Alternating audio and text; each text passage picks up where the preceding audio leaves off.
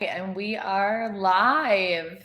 Okay, so I am going to give you guys a recap of the Self-reliance Festival. So I just got back to Nashville from Camden, and I wanted to get this out tonight for one reason in particular. Well, this week is going to be really busy. My head is still kind of on information overload from everything that has just gone down, and I'm still integrating everything over the last few days. But I wanted to let you guys know something. So, if you are watching this on Sunday night, you can still access all of the panels, all of the speakers, all of that stuff for free from the festival this weekend on the Living Free in Tennessee YouTube channel. Starting tomorrow, those videos will be taken down. They will be transferred over to the Live Free Academy, and they will be available, but they'll be for sale. So you'll have to pay if you want access to all of those speakers over the course of 2 days. So if you're watching this Sunday night, go to Living Free in Tennessee on YouTube and you can get all that shit for free from the live stream recording they did. The Freedom Cells showed up and did that, which was actually super dope. I got to meet them when I was at Float Fest in Texas, so it was cool to see some familiar faces. But if you're watching this after Sunday, you got to go to Live Free Academy if you want to see them, and they will cost money. I don't know how much, but just figured I would get that out there first.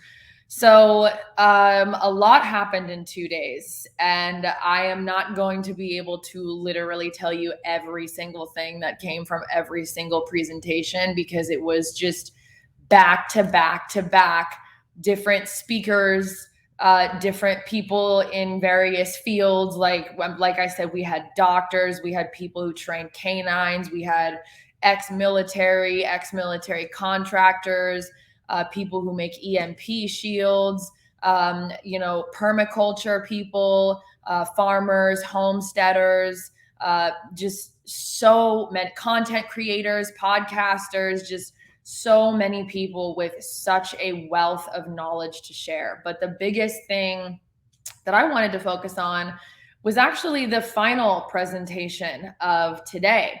And overall, this whole weekend, which I appreciated so much, and if you'll notice my shirt, which this event was held at the Special Operations Equipment Facility in Camden. There will be another Self-reliance Festival, by the way, in Camden, same location, October 1st and 2nd, if you guys are in the area or want to make the trip. There were over 500 people at this thing this weekend. And there were people from all over the country. Like I met a girl that flew in from Tampa this morning. And then there were some people that were here from California yesterday. So people came in from, it was funny when they said they were from California, people were like, why do you still live there? But if you'll notice my shirt, it says prepared, not scared. You can't really see it that well in the video in the frame, but that was the biggest thing, which I really appreciated because I know that like taking on this whole thing, the process of exiting and building when you don't already have a team in place and maybe you don't have all the resources or the know-how to do all this. And then given our current, social, political, economic climate, I mean, it's a lot. It's a lot for one person. It's a lot for even a group. It can be really stressful. So the biggest thing was preparedness, but not without the panic piece. You know what I mean? Because it's, you don't want to go down the route of like doomsday prepping and just being in a state of fight or flight all the time, because what that does essentially, and one of the speakers there actually shared his experience. This is something he experienced earlier in his life when he was anticipating a societal collapse. This was a while ago, but he basically like went off the grid for like 10 years and just like braced himself and just really did not have much of a quality of life for like 10 years straight and was just waiting for society to collapse, and it didn't. And he was just like, what the fuck? Like, what did I just do? I just wasted 10 years just like bracing myself. And that's not what you want to do. Like, you still want to live your life. You want a high quality of life. You can't make good decisions with a low quality of life. Like, ultimately, regardless of circumstances, you want to do this life thing that we're all here doing. You want it to be something that you love, and you want to do it with people that you love. And if you don't have people around you that you feel loved by or that you love yourself and learn to love your life for whatever circumstance that you're in. And if you don't like something, change it. If you don't change it, then you are choosing it. So that's part of, why this can also seem really intimidating to a lot of people is like all of us have grown up inside this matrix of indoctrination with this nanny state, this dependence on the system to just, we just follow the directions ever since school. It's repeat after me and do this, that, and the third, and you'll be successful and find how, the American dream basically, which is, like George Carlin said, you have to be asleep to believe it. But we've all been conditioned in that way. So like even things like this can seem really daunting. Like don't judge yourself if it freaks you out. It's like you're literally going against a lifetime of programming and a lifetime of likely being surrounded by even your own family who have reinforced it because they've also had the same programming themselves. So, but that is part of taking responsibility and being a sovereign being is those choices. You know what I mean? Like we choose everything. We choose the experiences we have. And, obviously like shitty things happen in life, like crazy things happen in life, traumatic things happen, things that are out of our control. The thing that we do have control is how we respond to them. So, and that was something I really appreciated. Jack Spirko, I butchered that dude's last name. I should know it by now. I have literally been to multiple events with him there. I don't know why I keep fucking up his last name, but he runs the Survival Podcast. So go to the survivalpodcast.com. But what you should do, because there is a very large PDF of a lot of intel that is now available. If you go to the survivalpodcast.com/SRF, that's Self-Reliance Festival, SRF, you will have access to a PDF full of tons of information from somebody that he described as one of his heroes, but it's a lot of information. That's extremely valuable. Like I'm definitely printing that shit out and keeping it, but he spoke a lot today and he adds a lot of value. Like every time I've ever heard him speak at an event, or even his podcast, like that dude has a lot of value, with what everybody does that was there, but that's somebody you should tap into, for sure. So I have some notes because I was like, holy shit, this is a lot of information. And the thing that I want to focus on first is the panel that happened at the end of the day. And then it also turned into a Q&A, which I thought was really interesting. I'm not sure if the live stream caught it or not. It did. It for sure did because they were having them talking to a mic. But that was pretty incredible because it did get more personal. And it also like allows us to see like pretty much everybody is in the same situation of like, okay, we see the writing on the wall, but like, we don't know what the fuck to do. Or like, I feel alone, or I am alone, or I don't have this, or I don't have that, or what do I do? Or da, da, da, da, da. So for people who feel like you're in this alone, you're honestly in the majority if you feel that way. But there are also a lot of resources for those. You have a couple options. You can start your own community, or you can join one that's already started. You can also like visit different communities and kind of like suss them out, test them out. It depends on like what your situation is. If you're someone like me who is not on like a fully self-sustaining, homestead and just has all their ducks in a row and all their shit straight, I am somebody who is going to be either looking at joining a community that already exists or starting one with other people. And pooling our resources. And I was able to do some networking at this event with people that live in my area. And like now we have each other's phone numbers and like are planning on getting together. We all talked and, figured some stuff out, some starting points and like how we want to, proceed further. There's a lot of options. So I'm going to get into those resources as well, just so everybody has them, because there are a number of websites where you can find intentional communities, eco communities, decentralized communities, permaculture farms, any of that kind of stuff.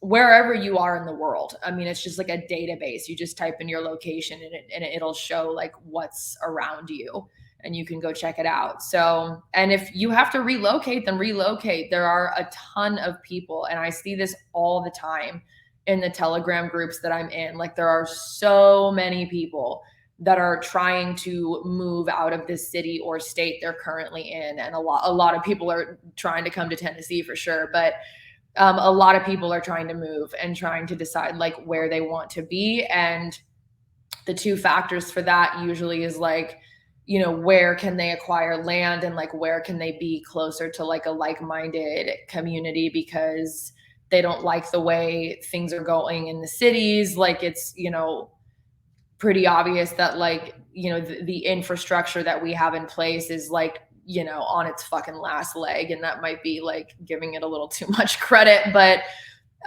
for those of us who have been in inner cities when shit has hit the fan and seen the chaos that ensues, or maybe you're someone who's like, there was one guy, one of the speakers, who was on a team for FEMA during fucking Hurricane Katrina, and did that for the better part of a year throughout the whole like Gulf Coast region and shit.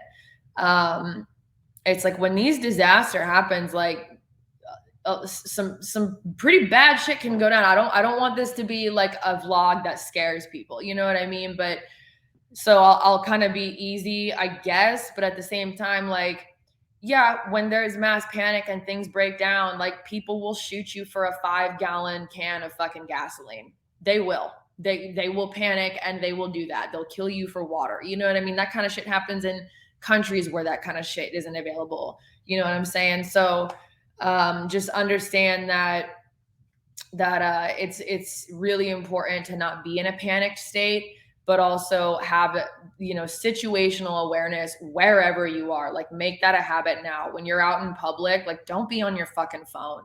Don't be one of those people that's like walking down the street like scrolling through fucking social media. Don't do that, because you need to be aware of what's going on around you. Because I am starting to see people like going into that mode. And I've also seen them when they snap. And I don't think there's anything more dangerous than a scared human.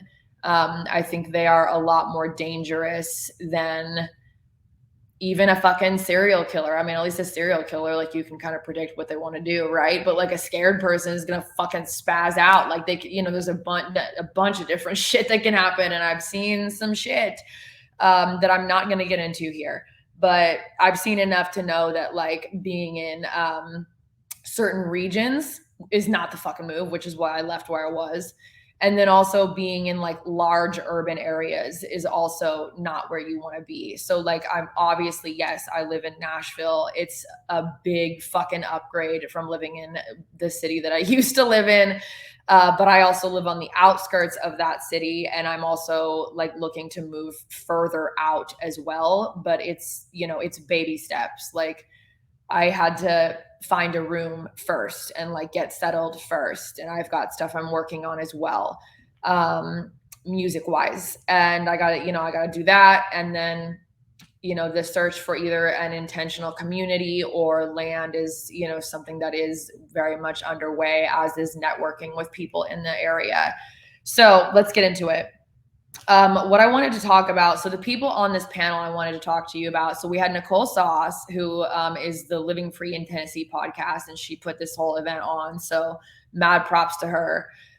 She was on it. Jack Spurko from the Survival podcast was on it. A man named Billy, who is ex-military. Jack is actually ex-military as well. All of these men are ex-military. The Independent Bear was on it. He was a contractor. Very fucking interesting person. I would really suggest looking into him and like the work that he's doing. Like, that, I could listen to that dude talk for fucking days. So Jack was on it. Nicole was on it. Billy from Permaculture Farms was on it. Him and his son were there. at their booth. They were the first people I met, actually. I made the connection with his son because I was wearing a Freeman t-shirt, which is, if I don't know if you guys know who Freeman is, whoever's watching this, but another very interesting person who has done a lot of really, really good investigative journalism. And they know him because they did permaculture consulting for him and like set his whole fucking house up for that shit. So it's funny how, because I met Freeman at Float Fest in Texas, and that's where I got his shirt from him along with a few other things. And then first person I meet at the festival happens to know him very well. So he was so Billy was on the panel from Permaculture Farms, and you can follow them on Instagram as well, Permaculture Farms. And then the Independent Bear. I believe it's just the independentbear.com. And he also has, shit, I'm going to fuck this up. I'll put this all in the description box of where you can find these people that were on this panel, because I highly suggest looking into them. So people were asking them questions. And the first question asked was, for those who are just starting this journey, what advice would they give to people who are just starting to prepare? And so the first thing that was said was inventory everything you use and stock those things. So for people who don't have firearms, you need to get one. But he was operating under the assumption that everybody in the crowd had plenty of them. This is the South. This is Tennessee. So like most people do. But if you don't, you should. That's all I'm saying. And if you can't get a gun, like at least get something else, dude. Like get a fucking knife and learn how to actually use it. You know what I mean? Or learn something. But you got to have a means of self-defense. But he was like, don't fucking go ape shit and just buy a bunch of guns and buy a bunch of bullets and shit. Don't spend all your money on that. Like what, you can't eat that. You know what I mean? So he's like, don't fucking, you already have enough guns is what he said to the people. But not everybody does, but that does apply to a lot of people. So hopefully it will not come down to a situation where people are like running out of the buckets of ammo that they have fucking hoarded. That would be horrible. So inventory everything you use and stock those things. Another thing was understand your area around you. So this definitely applies to people who, like, if you're in a shit hit the fan scenario, or there is another societal collapse or a lockdown or any type of weird emergency, and your plan is not, similar to mine, because mine involves moving and going to my location, which is not where I live, which is not, I'm blessed that I have that opportunity. But traveling in those situations is extremely fucking dangerous because, so like if you are in that situation and you have a bug out plan and you're going to be driving, make sure you have enough fuel, make sure you have a map of your area, make sure you know where you're going, assume that you won't have access to GPS or power. Do not go through major cities. Try to avoid highways when possible. Don't fucking stop for anybody. If you need to stop to refuel with the jerry cans that you have with you, don't put them in your trunk, by the way, because they're going to get fucking too hot. Like keep them in the car, like where you can ventilate it with the windows and like control the temperature and shit. It's not, ideal, but I'm just saying, if you have to drive a long distance where, you're going to need to like use more than a tank of gas, just keep that in mind.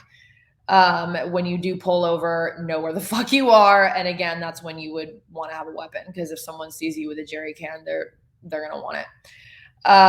But so other than that, if you're planning on staying where you are, or you just don't know what you're doing, but you have a place that you're living at right now, know your surroundings, know your routes, know the ways in, know the ways out. And also be like, if you're someone, like, for some reason in this culture, I don't know why we're like this, and I know that it's different in different parts of the country, but we often do not even fucking talk to our neighbors or know our neighbors. Like some neighborhoods is different, but like I just moved into the place I'm at now. I don't know my roommate because the day that I moved in, she left for a trip the next day and she's still gone. So I don't even know her. Like she seems chill, but I don't know her. And I just met like in person, like one of my neighbors, and she seemed dope as fuck. But something that they mentioned, they were like, how many people here, do the people that you live with or live near, do your neighbors know that they don't like using the word prepper because it just kind of has like a negative connotation to it, like somebody who's like paranoid and bugging out and shit. Notice how I just talked about a bug out plan. But they were like, do they know that? How many people like nobody knows where you live? And I am one of those people. Like, I didn't fucking show up and rent this room and lead with, by the way, I see the writings on the walls and I think society's going to collapse pretty soon and I want to be prepared. So like, can I store gasoline in the shed? No. Are you fucking kidding me? Like, I do not lead with that. Like, that freaks people the fuck out. Unless I know you, I'm probably not going to tell you what the fuck I'm doing. And no, I am not hoarding gasoline on the property either. It is not my property and I would not do some shit like that without permission. So I have a different solution. I store mine off property. Because yeah, no, I mean, who knows? But they were like, you're failing if you're in that category. And I was like, oh shit. And they're like, because here's the deal. You need to know who the fuck your neighbors are. Because for all you know, they could be getting prepared too. And then you guys can come up with a community plan. You guys can maybe prepare together. And also, if they're not preparing and they do think you're fucking nuts, wouldn't you rather know that now than find that out when you're in an emergency and shit hits the fan and you're the only house on the block that's fucking prepared? Like, how many people do you think are going to show up at your door being like, we need whatever you have or whatever, you know what I mean? Like, you need to know who the fuck you're living near. And ideally you want to work with those people. And if you're not living in a good community, you should fucking move. Or at least have that be part of your plan. Either you have a bug out plan or you have a plan to relocate in the near future and you need to be doing whatever you can without panicking and being unrealistic and like making your life unmanageable, of course, to do so. But you do, like, all weekend long, the importance of community was stressed. Nobody, I don't give a fuck who you are, nobody can do this shit alone. Nobody. You need people. You do. So they brought that up. Let's see. So I covered how that doesn't necessarily always apply for everybody. The aspect again got brought up. Don't spend all your time prepping. I already shared the story about the guy who, had like basically wasted 10 years of his fucking life and was like, what the fuck? They're just like, don't forget to live. Like, you have to be in a good mindset. When the guy from Tactical Solutions gave his presentation, this is a guy who's talking about literally like all the scenarios where like violence is present and how to handle that. He said the top thing to have at your list of preparing for that is your mindset, like above weapons, above martial arts skills, above what any kind of prepped gear, like above everything is your mindset. Because if your mind is not right, dude, you could have everything and you could fuck that up royally. And on the other side, you could have nothing, but if your mind is right, you can improvise and work with what you have around you. Another reason to have awareness of your environment and like what you can work with, you know what I mean? Because your strategy might not look like going on the offense. Your strategy might look like avoidance or evasion or an escape route or something like that. It might not look like, you might not be in a position to like take on a bunch of fucking people. One thing that was mentioned by somebody who was a military contractor was, in a defense situation, you can have, one person against three. But in an offense situation, it needs like an attack if you're carrying out an operation, which I'm not suggesting. Nobody suggested this. This is just like military shit, like, for people who are doing stuff like that. So in no way, like the non-aggression principle, just so everybody knows, in these communities is heavily emphasized. Like, nobody is supposed to be going out there harming people. No one is supposed to be going out there looting and robbing people or breaking into houses or taking people's stuff. Like, none of that. This is a peaceful exit and build. We are not looking for, you do not want conflict. You don't want that. But it would be ignorant to turn a blind eye to the fact that, that aspect of human nature and like what can happen when people panic. So that's why that gets brought up. So like if you're in a situation where you do have to be on the offense, that requires 3-on-1. So that's just, again, that's coming from a military perspective.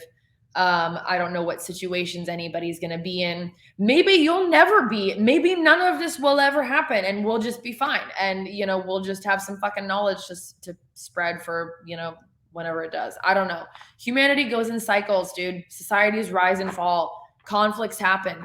I mean, this where in history has this been absent? This always happens. It's just cycles. It's not the end of the fucking world. So let's see, he mentioned that. And okay, here was another good thing. So obviously we talked about why community is necessary, but you need to know when you're like choosing a community that these are people that like, you need to love the people that you're with.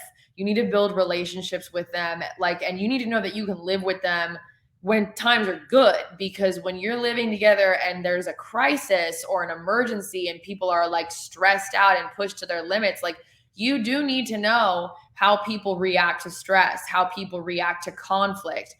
Conflict resolution skills are hugely important. And not everybody is for everybody. You are not for everybody. Everybody is not for you, so you've got to find your tribe, and your vibe attracts your fucking tribe. You know what I mean? So check your own energy, because we attract what we are, not what we want. So make sure that you are in alignment with what you want, because that's how the fucking universe works. So, vetting people is important. Something that someone said, and like, if you're an atheist, obviously it doesn't apply to you, but like I am in the South, like there are many people of faith. I don't align with any particular religion, but I definitely absolutely believe in a higher power, without a doubt. That's my personal experience. I really don't care what anybody else believes. Like, I don't judge people on that. I don't give a fuck. But what they said was, really narrow down your core values. And for the Nicole was the one who said this, and she was like, for me, like, my main thing is non-aggression. Like, she is not about to have people in her community or like on her team that want to go loot and rob and harm other people. Like, that is not something she is ever willing to compromise on. Like, no. So for her, it's that principle. So figure out what it is with you. And the reason why I brought up God is because she was like, even take God out of the equation for a minute and just look at like, what are the things that you need to have and what are the things that you will not deal with, like, at all, as far as living with people.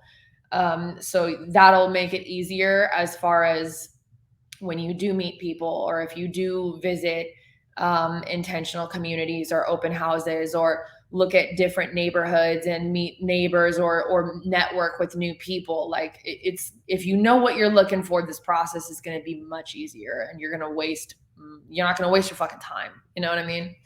So she said, even take that out, because she's like, I can live with somebody who believes in she's like, I don't, any kind of faith, I don't care, like, it doesn't matter. She's just not trying to be around people who are out there robbing and looting and hurting people, which I think is fucking great. That makes sense. So yes.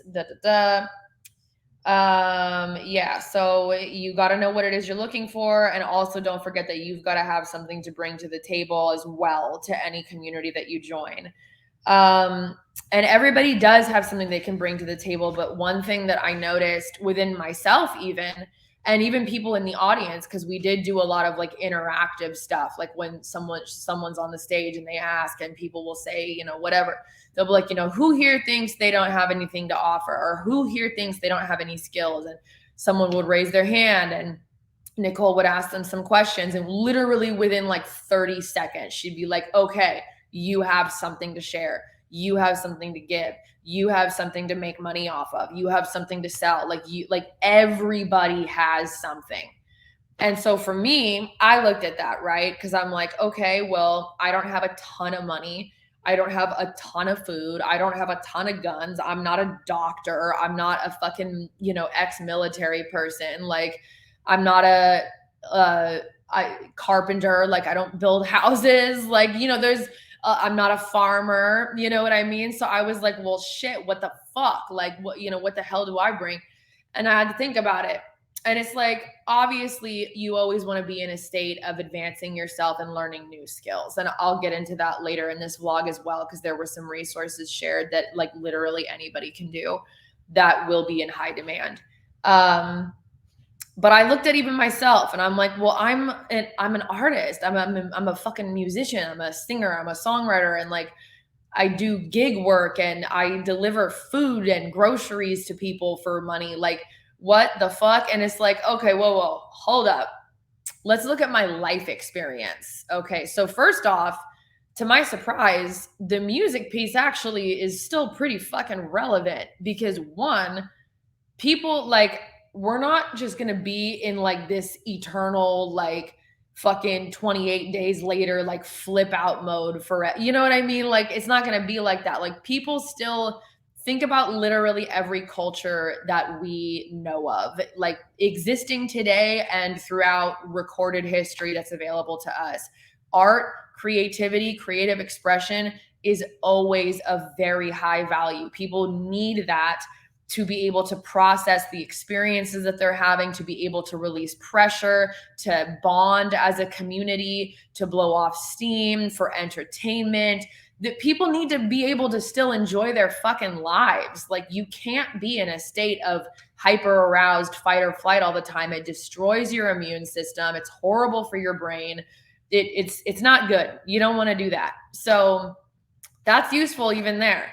But even now, like at this festival, and I also had this happen at the last festival I was at, but and there were other musicians out there too.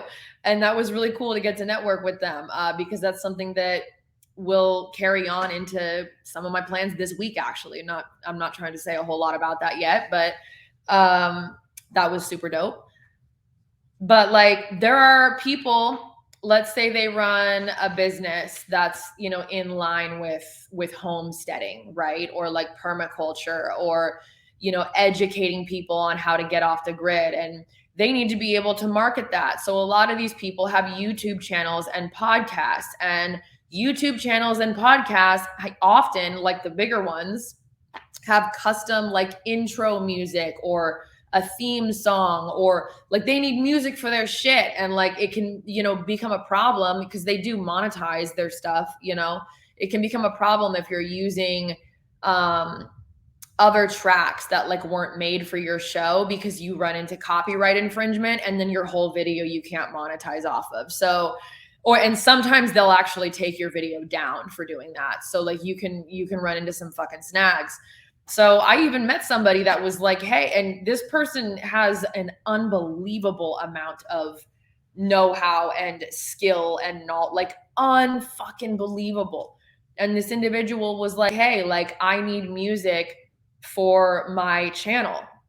Would you be willing to do this? Like, this is what I'm looking for. It'd be something custom. And he's like, I could pay you, or we could trade, or blah, blah, blah. And it's like, bro, look at that right there. That's something of value that I can bring in exchange for value for value. It doesn't even have to be monetary. I mean, with the amount that this individual, educates like people all over the country, I mean, like, I would benefit tremendously from learning from this individual. So however that exchange plays out, whether it's monetary or whether it's just skill trading or teaching or whatever it looks like, he would be the one teaching, not me. I don't need to teach him how to make music. But whatever that looks like, I mean, right there, that's a skill. It's like, hell yeah, I can record you a song. Like, are you shitting me? That's easy as hell for me. Yeah, I have the gear right now. I could literally do it after I get off this thing with you. So yes, That's still a skill. Now, second thing, look at your life experience. What have you been through? Don't be ashamed. Look at something that Jack from the Survival Podcast emphasized is every problem has a solution, and often the solution lies in the problem. And also, problems are also opportunities. So I look at my life, right?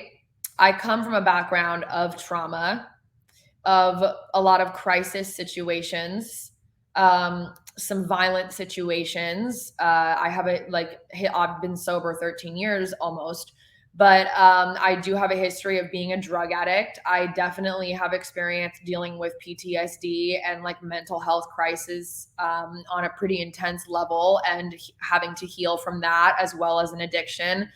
I've also been on the flip side where I've done a lot of social work for different nonprofits, both within the United States and abroad. The stuff abroad, I wasn't like working for, it was more like working with and learning. That was in Cambodia, and that's a whole other story. But I learned a lot from that.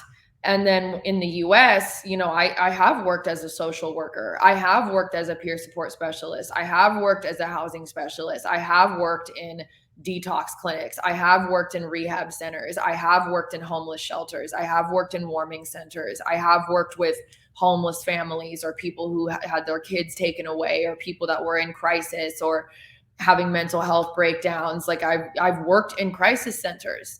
I have dealt with all kinds of shit. So like I am trauma informed. I do have that actual training and that life experience. And I also know what it's like to live in a very small space with a lot of people.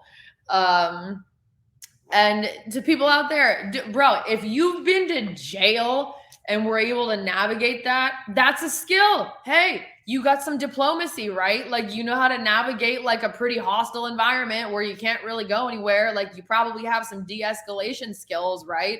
You have some skills, like, like when to shut the fuck up and like when to act, you know what I mean? So, find your skills. Like maybe you're good at keeping your fucking cool under pressure, where most people would spaz the fuck out. Cause if you're locked up, you can't be spazzing out. You know what I mean? That's a big no. But I do have experience also in living in really small environments with large amounts of people. That would be when I first got sober. I lived in a halfway house, and there were people coming in and out of that house. You don't pick them. I mean, it could be fucking anybody. So I've lived in all kinds of situations where like there would be a crisis, or maybe there's a relapse, or there was a fight, or there was this, or there was that. And it's like, all right, well, I remember what like the system that we had for how we would handle conflict within the home, if there was any, or like any type of, like big no, like, you can't live there if you fucking relapse. So like, I remember how we as a house had to form a community and a system, and we would actually have house meetings and shit. And so I remember how we would deal with that, even when people are currently, like high on meth or some shit. Like I've dealt with that stuff before. So those are all skills that you can bring into these situations, just as much as people are going to need people who know basic, EMT skills or medical skills, or, doctors, or, nurses, or maybe a surgeon, or someone who knows how to make a tourniquet or dress a stab wound or a bullet wound, or somebody who has medicine. You're going to need people that are trauma informed, that know how to talk somebody down from a panic attack, or like, let's say that society and the supply chain do come to a screeching halt. Like, think about how many people have physical dependencies on substances. Like, those people are going to go into withdrawals immediately. Okay, I know how to get somebody through a fucking detox. I've done it like a million times. So, and I've also experienced it. So that helps too, right? So those are all skills that you can use. Also, conflict resolution, that goes right in there. De-escalation. I have definitely been in situations that were like one wrong move, and that would have, it could have been a real bad situation for me. And so I had to know how to de-escalate, certain individuals that were like on a lot of drugs, or, having a mental health crisis, and like really not in their right minds, and like bring that down to like where, everybody in the home was in a safe space, to where before that was not the case. So everybody has skills. Like, think about the environments that you've grown up in. Think about what you've been through. Like, you do have more resiliency than you are aware of. Like, you can find skills, because people that are able to be healers or hold space for people that are having a hard time and need to process or might be panicking, or this, that, and the third, like mental health and that, and like interpersonal relationship skills, like knowing how to mediate that kind of stuff and like be a rock for other people, that is huge. And that is going to be needed, because everybody is going to have those days where they kind of lose their shit. So mental health is going to be just as important as your physical health. So I wanted to bring that up. So let's see what else. Oh yeah, and don't stop looking for other skills to learn too. Like for me, like I'm still totally like going down certain avenues, aside from my music, like brushing, like continuing to sharpen my skills, like with weapons, with self-defense, with firearm safety. That's a huge thing for me. Also, I have a huge interest in like solar panel installation, solar panel technology, alternative ways to get energy. So I'm following that path. Also, like water purification, water filtration systems, even water ionization. And so those are all things that I am pursuing right now as well. And I was able to actually make some contacts for that while I was out there. So again, another reason to don't let your networking stop in Telegram groups. Like, show up at the events. And like, if you're somebody that has skills or has a community, create opportunities and events for people to show up at, because you want to know who's going to show up. You do. Well, something that one of the guys said was like, if you give somebody an opportunity to show up 3 times and they flake 3 times, like it's move on. Like, don't waste any more time on that person, because like you need people that are gonna back their words with actions. Words, otherwise their words mean fucking nothing. So you need people that will show up for you in real life. So that's how you build relationships ultimately. I mean, the over the phone shit is great. It's cute, but it's not real. You know what I mean? You're not able to take somebody in with all 5 of your senses. It's not the same thing. Okay. So another thing that they mentioned is do not try to save other people. And this came up because multiple people asked the question of like, what do I do? Like, should I be prepping for other people who won't prep for themselves? Or like, how do I get my cousin or my relative or my parents or my whoever, to take this seriously? And they're like, you don't do that. Don't fucking do that shit. Don't do it. Prep for yourself. That doesn't mean be a self-centered asshole and like a little weird hobgoblin. That doesn't mean that. It just means that like, you can lead a horse to Amsterdam, but you can't make him smoke. You know what I'm saying? Like, if they won't do it, guess what? Like, your efforts in trying to get more people prepared just did the opposite, because now you're in a state of paralysis because they won't budge. You have no control over other people's behavior. So now there's 2 of you that ain't fucking moving. So now you just have more people that aren't prepared. And your goal originally was to have more people that are. So don't fucking do that. Like, basically something that Independent Bear said, he was like, don't try to recruit people, dude. He's like, train the people that are already there. Train the people that are already in this lane. Train the people that are already with the shits. Don't try to fucking red pill people. Don't try to convince people. Do not do that. It is a waste of energy, especially fucking now. I mean, come on, dude. Like, just don't. And if somebody's showing interest and like asking questions, of course. But like, don't run around like some, fucking apocalyptic Jehovah's Witness and be like, do you like knock on people's doors? And no, don't do any of that shit. And if you've got people in your life, like family, friends, partners, whatever, that are like, fuck you, you know what I mean? No, we're not doing this. Guess what? I know this is really hard to hear, but you cannot do anything about that. You cannot control them. You can do you. They can see you doing you. And then you can lead by example. But this is if somebody's going to join you who is reluctant or doesn't want to join you right now, this like kind of like any lifestyle change or lifestyle choice. It is attraction rather than promotion. Like people don't fucking respond well to having things shoved down their throat, nor should they, honestly. So just don't do that. Waste of your fucking time, and it'll make you crazy as fuck. And it'll also put a huge strain on that relationship, and it's gonna, so many problems. You don't need that. So they said all of that. Don't waste energy.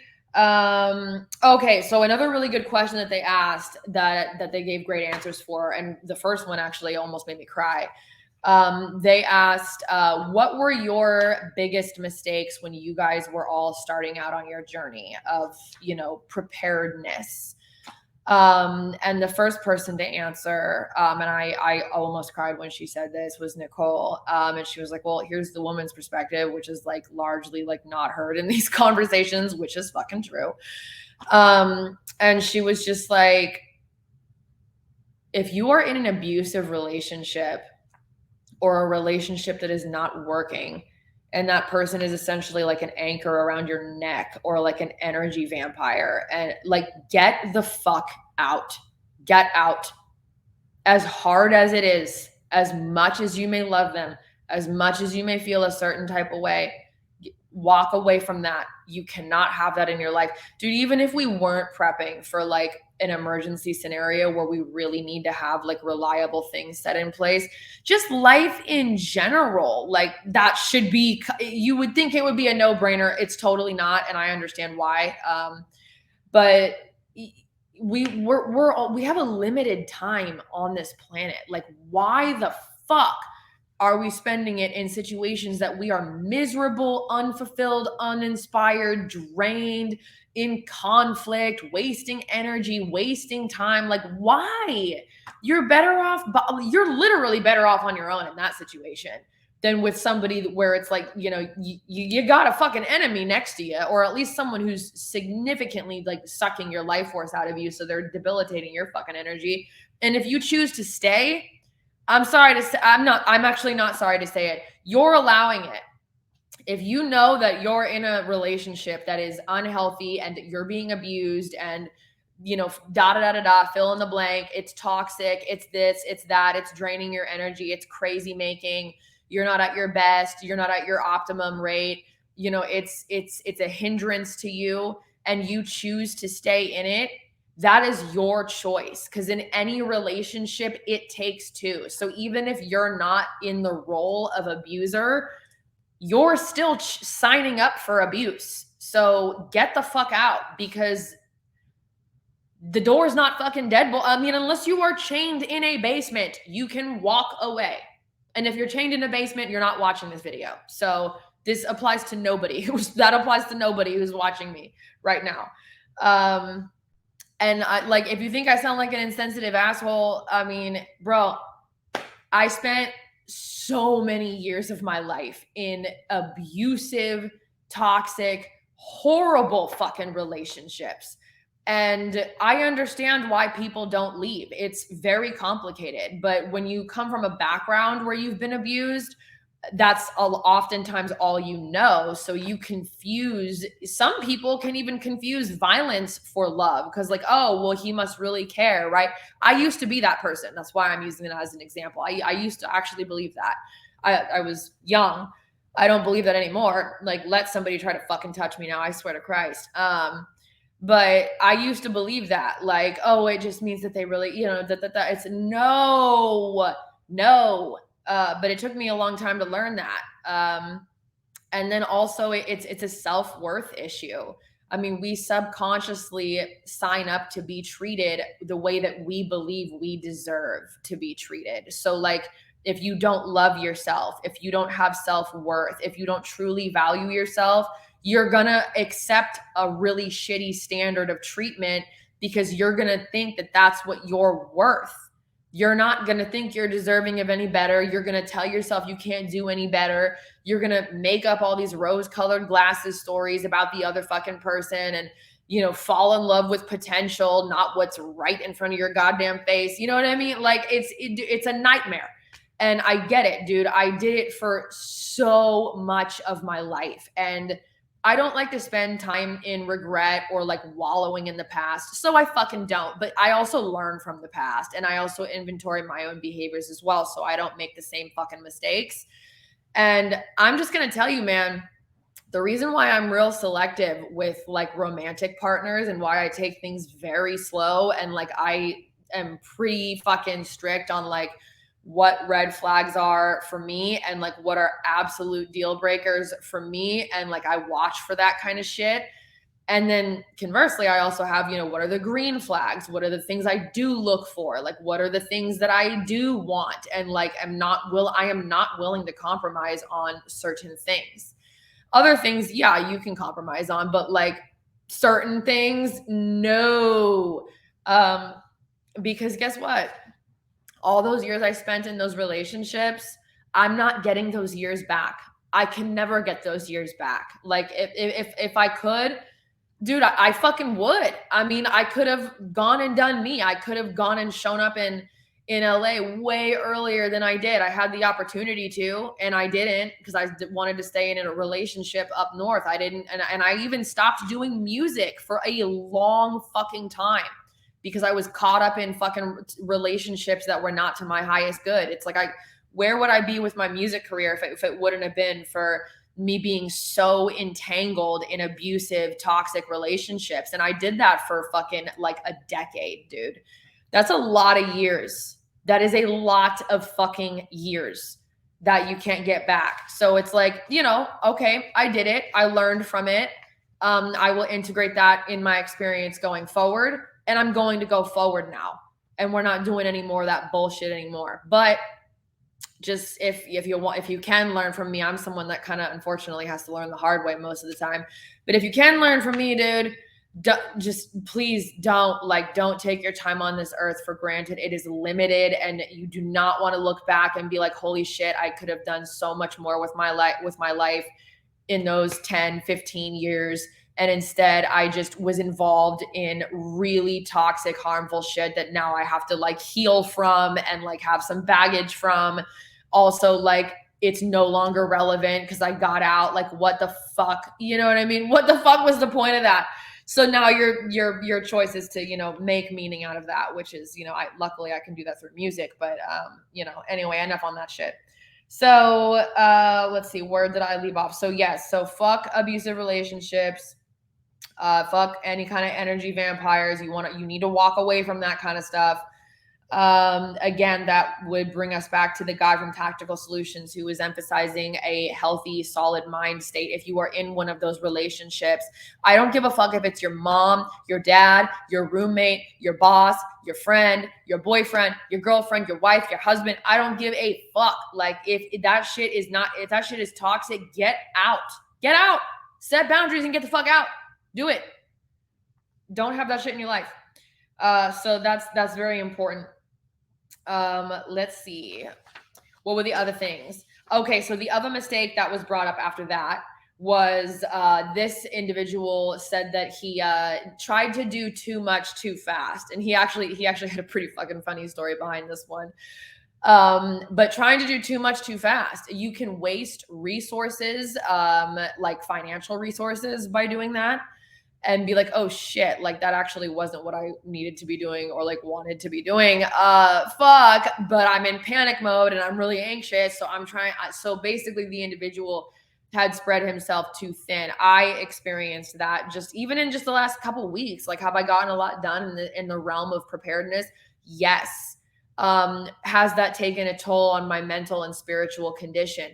Yes. Have I had to like regroup and reground and like do a lot of work to get myself back to center? Yes. And I still do. Like, I definitely noticed that, like, even just a couple weeks of that, I was like, whoa, dude, like I am expending energy this is not sustainable. Like I can't be fucking doing this. This is all over the place.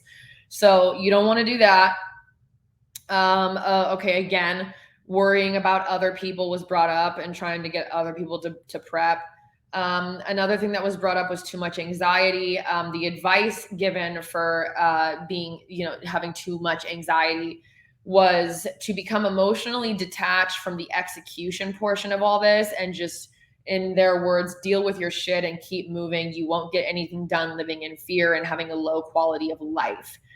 The advice here was to do life with people you love. And like I said earlier, if you don't have those people in your life yet, learn to love yourself and the life you have as it is, and you will attract that into your life. But regardless, whether you have people in your life or not, don't love yourself for the purpose of, oh, I want to attract my soulmate. Because ultimately, you came in this world by yourself. You're going to leave by yourself. Relationships all come and go. Everything has an expiration date in this incarnation, including us. We are also going to be the people that leave other people's lives, whether it's by choice, circumstance, or just death. I mean, we're not immortal, right?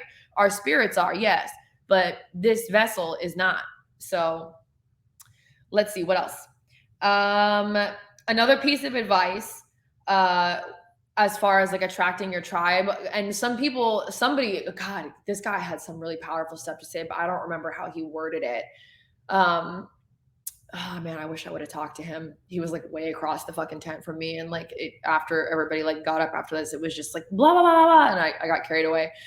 But he kind of brought up like, did you guys experience, he kind of did bring up the spiritual piece. Like, did you experience things kind of working out for you that like weren't of your own doing, at like, doors opening or things kind of working out that like they didn't know how to do, but it just kind of happened? And the answer was fucking yes, all around. And like, I can even attest to that in my own life. You know what I mean? Like 100% yes. But one experience, well, let me share some advice first that they gave. Some advice that they gave was they said, when you put good out into the world, good comes back. So basically, like if you're doing your shit and you're putting energy or content or art or messages out into the world, people will take note of that. And then it's a situation of your vibe will attract your tribe. Social media, I know that this annoys a lot of people, but like, don't use it for like what they want you to use it for. Like, don't be like checking out, using it for escapism, scrolling. Like, that is a waste of time. It drains your mental. It like makes you anxious and depressed, and you don't get anything done. And then, your screen time's too fucking high. Your brain's all fucked up from the LED light. Don't do that. But use social media to your advantage. Like, whatever you're doing, put that out there. How else is anybody supposed to know who you are or what you're about or what you're doing? So they'll gravitate towards you if nobody fucking knows shit about what you're doing, unless you want to be like just completely under the radar and do this on your own, in which case don't be on social media. But otherwise, like, yeah, you got to put yourself out there. You do need to leverage social media to do that. And also you need to show up to these events in person. Like, whether it's going to the events like this, whether it's going to meetup.com and looking at like the different categories of events that are put on in your town or city. There's all kinds for all different things. Like, I've even done that here. It just kind of snowballs. And again, Telegram is in the Freedom Cell network too. They have a Telegram chat where it's like the Freedom Cell directory, and it's like all over the world. You just click on like where you are. Boom. There's the links for all the Telegram chats that are like Freedom Cells in your area. And then you go in and you introduce yourself and say like, where you're at and what you're about, what your goals are, like, who is everybody in here? What are you guys doing? Do you guys have meetups, events, this, that, and the third? And I'm in so many of them. Like, it's ridiculous. But I've been to some pretty cool events, and like I've met some pretty fucking dope people, and I'm going to continue to do that. So definitely put yourself out there, man. I know it's weird, but just do it. Just fucking do it. Let's see. Okay, here's a story I'm going to share that one of them shared, and I'm sharing it because he shared it on camera. It's available to you for free right now. Tomorrow, it's still available to you. You're just going to have to pay for it. But like, whatever. We all paid for it also because we had to buy tickets to the event. So what the fuck? So one of the stories one of the guys said, he said that when he first moved to where he lives now, which is like in a very, very rural area, like way the fuck out in the country, he did it with his 80-year-old grandmother, 2 children, and no money. Okay. He didn't know anyone in his community. He was in a different state. Like, and also I'm trying to think of where he moved from. Okay. Yeah. I know where he moved from and where he moved to.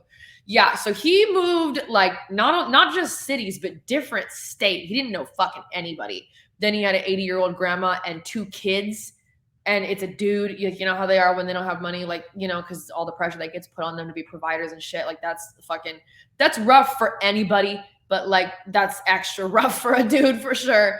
Or if you're just the sole provider of a family, that's fucking, if you're a single mother, that's fucking horrific. You know, it's one thing for me to like not have money and just have to worry about taking care of myself. But if I had multiple kids and like a grandmother to be responsible for feeding, holy shit.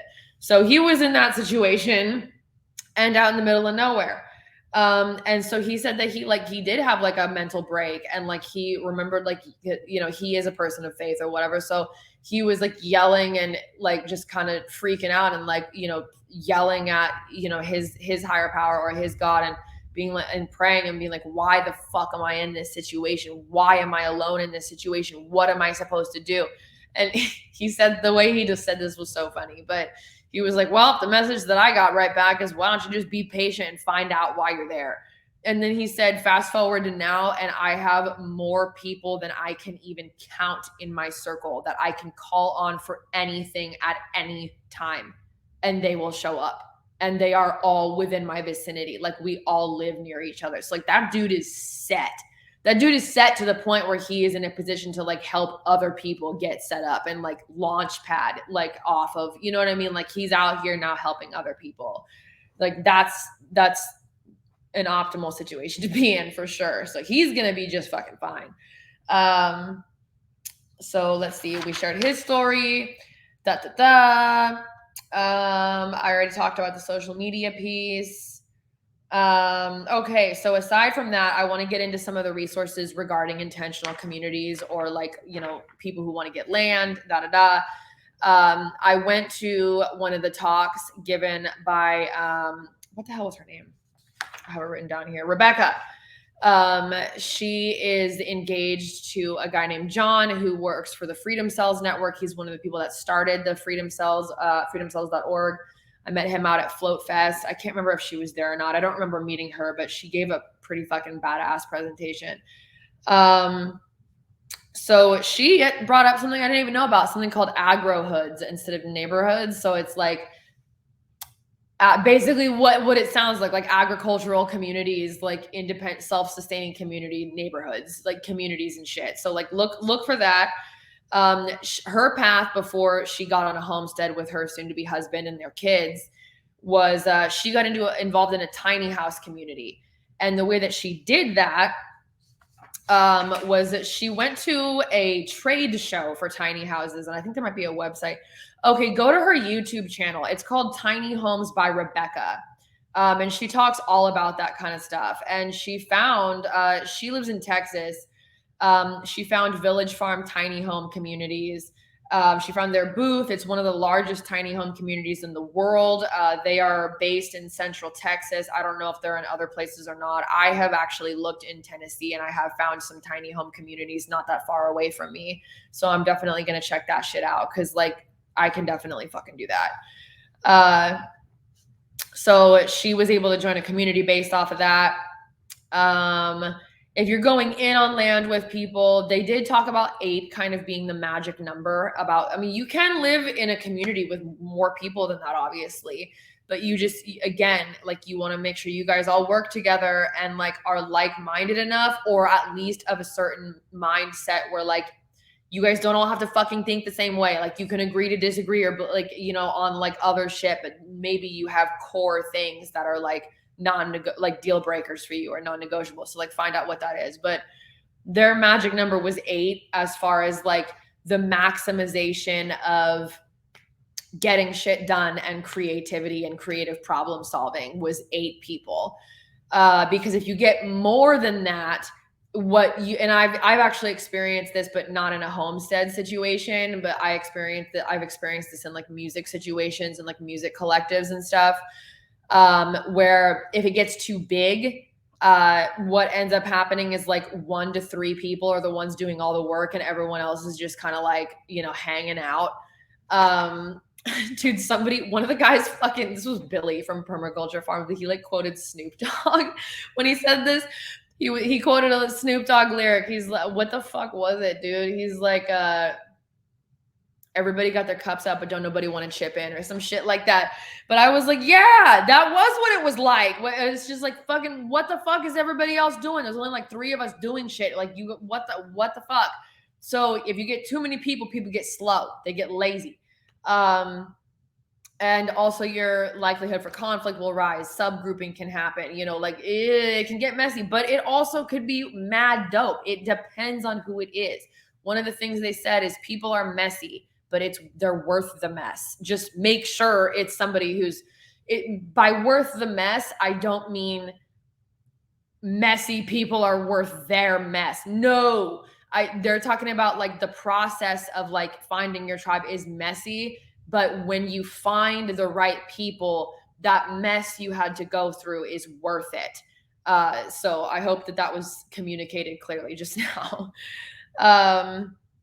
Other resources. So if you're somebody who wants to like go to different farms and like get skills for how to run a farm or run a homestead or run a co-op or some type of like permaculture village, there's something called woofing, like woof, like a dog. So woofing.com. Okay, I'm going to just put all this in the description box. But you can go to woofing.com. I actually almost did this, but in a different country. Because I was like, well, that's an easy way to travel for free, right? Like just stay on fucking, like little villages or farms and you just work. And in exchange, you get to live there and eat there for free. But like you also get trained in how to fucking work a fucking homestead or a farm. So you can gain those skills and you can build relationships with those people.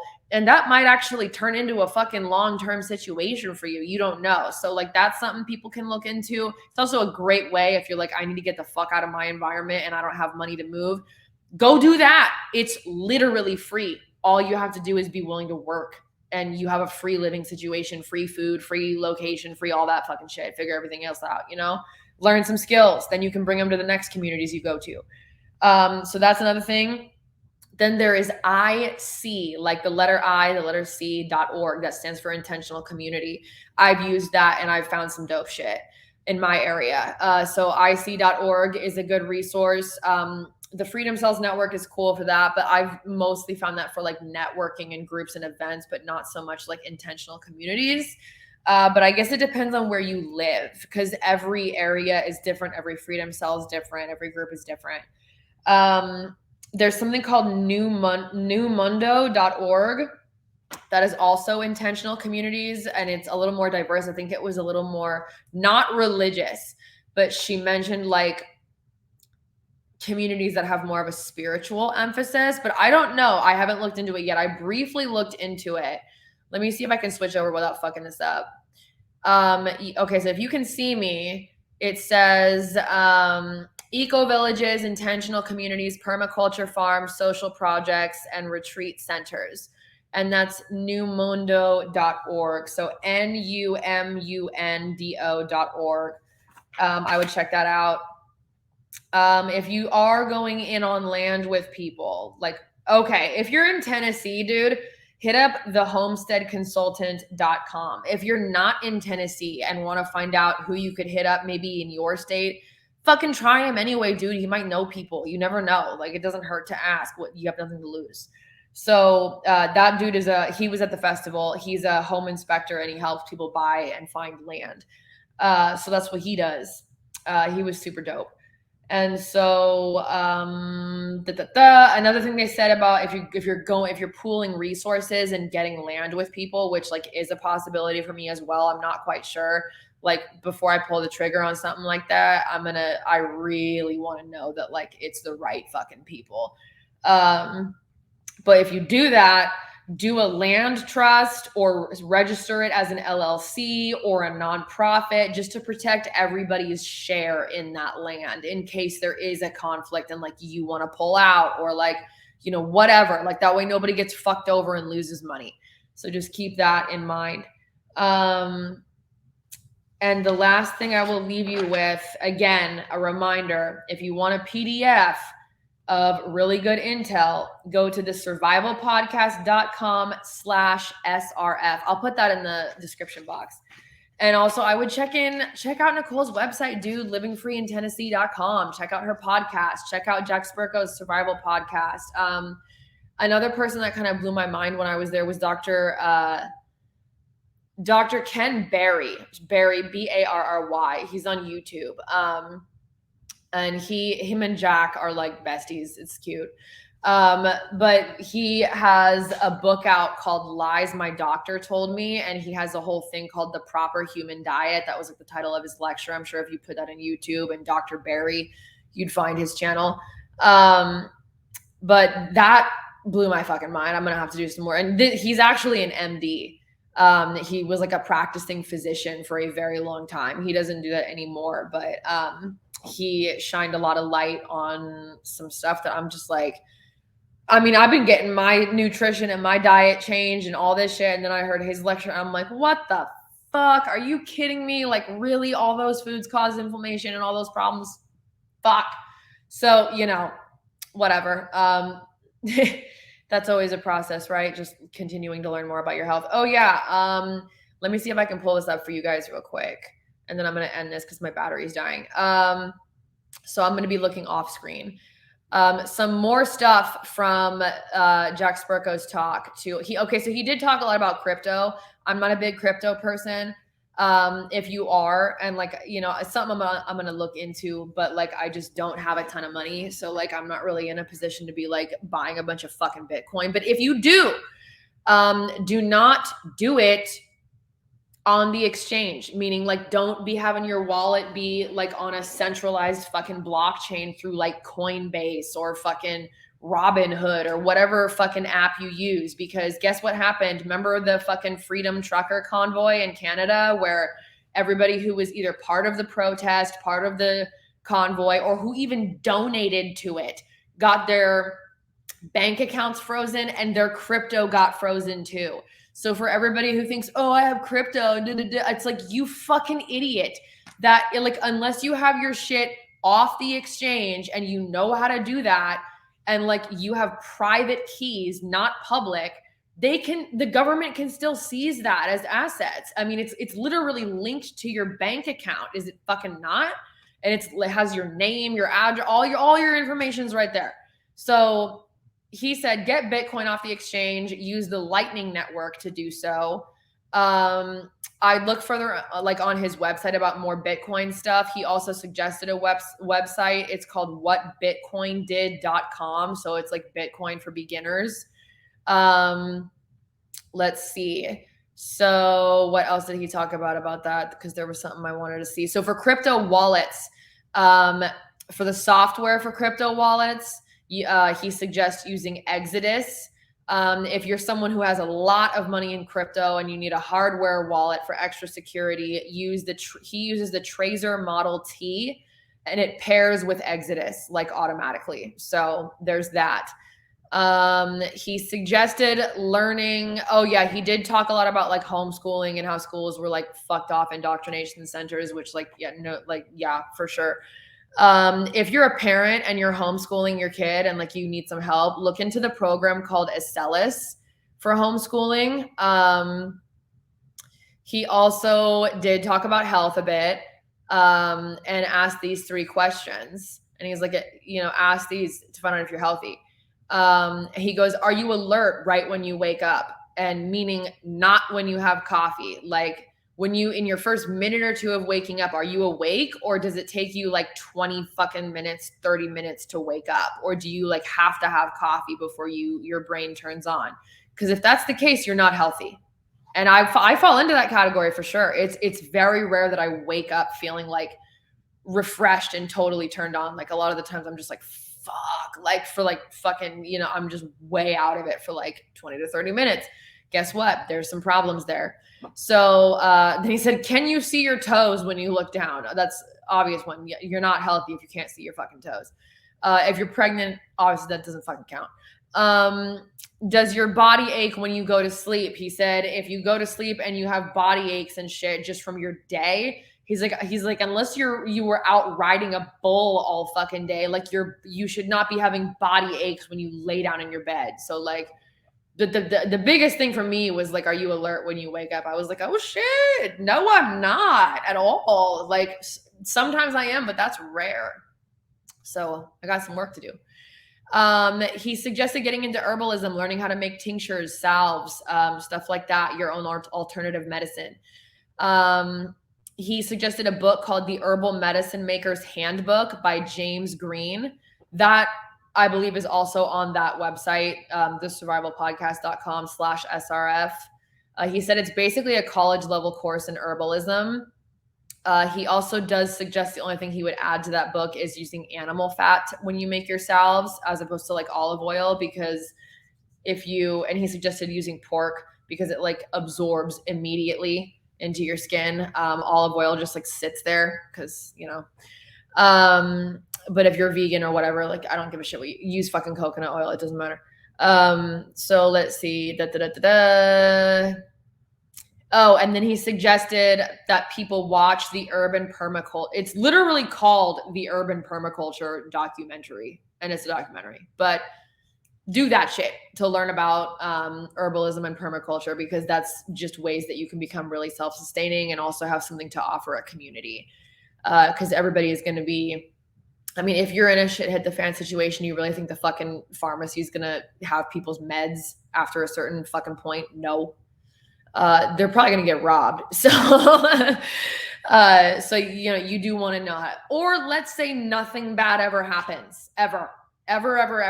But you just want to be self-sufficient and not be paying insane prices for medications that often have a lot of poisons in them. If you want to learn alternative medicines and remedies, fucking look into it. It's a good skill to have. Our ancestors had that shit. You know what I mean? They, all this new shit, it's new. Humans have been around for a very long time. So I'm going to leave it at that. God, there was so much fucking information, dude. So much information. But yeah, that's a lot. I don't even know how long I've been talking for, but my computer is dying. Oh yeah. And even he suggested like doing, creating events for your community. He goes, dude, find a fucking like local community center where you can like screen that documentary, screen it, list it on something like Meetup where people are looking for shit to do in your area and be like, oh, we're screening this documentary. Like it's a potluck, like bring stuff, and see who shows up. That's a good way to see like who is of like mind in your area. Or maybe screen a different documentary if you're trying to attract a different kind of people. I don't fucking know. But that was just an idea of like, utilizing community centers and hosting events and see who shows up. You know what I mean? So, and I've done that before actually. And I'm super grateful for the people who have put those events on. And I'm going to another one soon. You know what I mean? It's like, what fucking day is it? It's like 3 weeks out. But yeah, I mean, they do these events every single month. And actually there's way more than that, but I'm just thinking of one in particular that's in line with this. So yeah, I'm going to leave y'all with that. It's already 11. I don't know how long I've been talking for. I don't think it's, okay, only over an hour. That's not so bad. All right. I'm going to end the broadcast. I hope that was good for y'all. I hope you learned something. Show up, motherfucker. Show up for yourself. Show up for your community. You have something of value. Tap into your inner well. Get rid of the noise. Tap into the signal. Do what you need to do. Inventory your life. Start in, then out. Oh yeah, Jack talked about that too. Zoning. Zone 1. And then build out. Don't focus too much on the out of shit. So I'll leave you with that. And we will be talking more. More updates on music will be coming, but I'm going to be in like full-blown record mode for the next 2 weeks, at least. And the podcast that I will be doing is going to get launched, but I don't have an official date for it yet. But that will likely happen this month. So more from me soon. All right, bye.